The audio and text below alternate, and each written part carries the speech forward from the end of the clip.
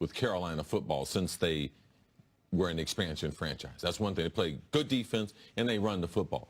But they've added Norv Turner. So you have to realize that Cam has been very comfortable with Mike Shula as the offensive coordinator. And now having a new voice in his ear, a new philosophy, they're working on trying to change some things from Cam. So, I mean, I wouldn't be surprised at all to see some type of growing pains. I believe that this wide receiving core probably is as explosive and has more diversification from a talent standpoint, tight end to wide receiver to running back, than any roster Cam's been on. So I expect this to be one of Cam's best seasons. But this is also a guy that has been MVP. So when you've been MVP, like, I expect him to play at that level. I think Cam is going to win another MVP throughout his career. Wow. Yes, I believe he has that type of talent.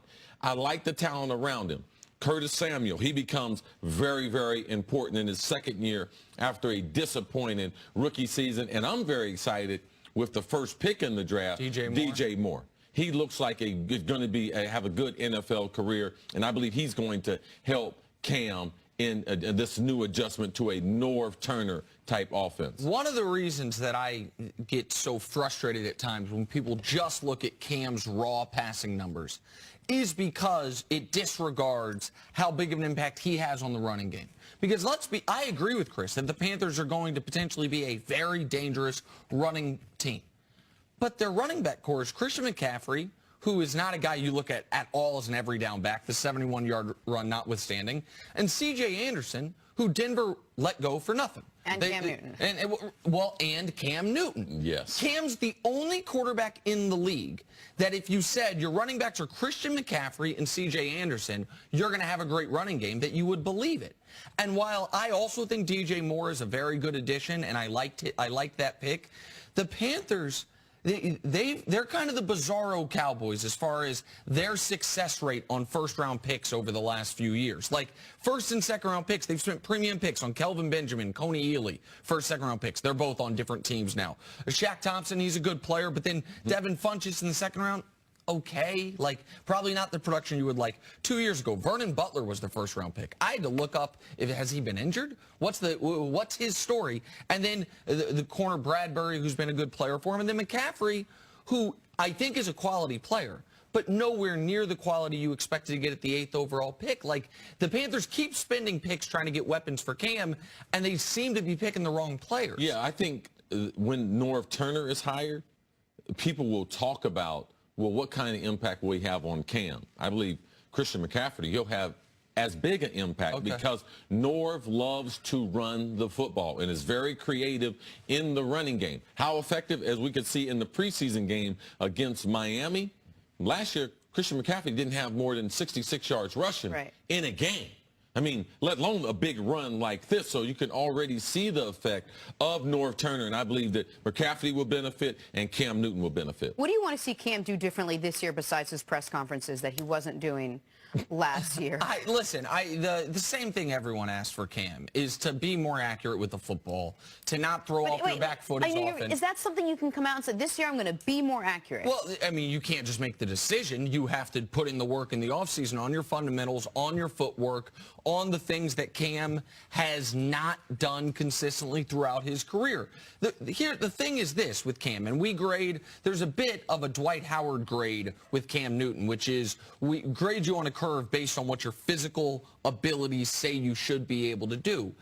Cam overall has been a really good player in this league, but we look at the fact that, well, physically, you should be the most dominant quarterback in the league. Like, you can throw the ball 60 yards in the air, you run a 4.4, you're big and strong, like all those things.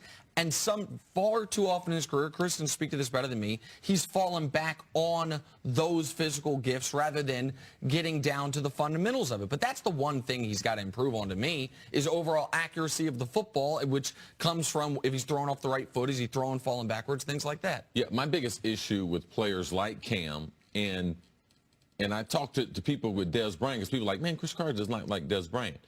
Different players, for me, come into this league with different expectations that I have for them based on seeing how guys like them in the past have converted from college over to the pro. So Dwight Howard, he didn't play in college. So he was a tremendous high school player, but his body would tell us that he's going to be, based on his athleticism, he's going to be a tremendous player. He never did develop. Now, Cam, the reason why we have a problem with Cam is because he's like an expert marksman, where I have seen him hit a bullseye from 300 yards away. And they've been like, wow, he can do that.